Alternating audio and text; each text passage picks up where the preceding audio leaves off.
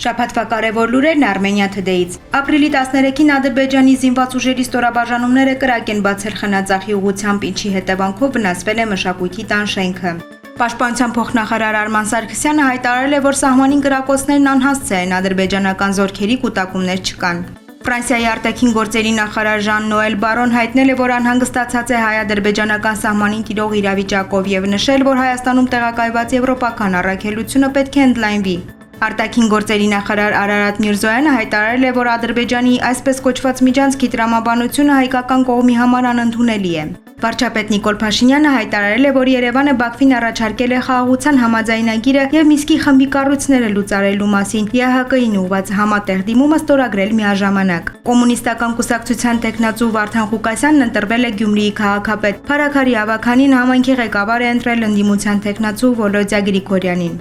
Փաշինյանը հայտարարել է, որ սահմանադրության նոր տեքստում չպետք է հղում լինի անկախության հռչակագրին։ Միրզոյանը տեղեկացրել է, որ Անտալիայում Բայրամովի հետ խաղաղության համաձայնագրի ստորագրման շուրջ բանակցություններում հանգուցալուծման չեն եկել։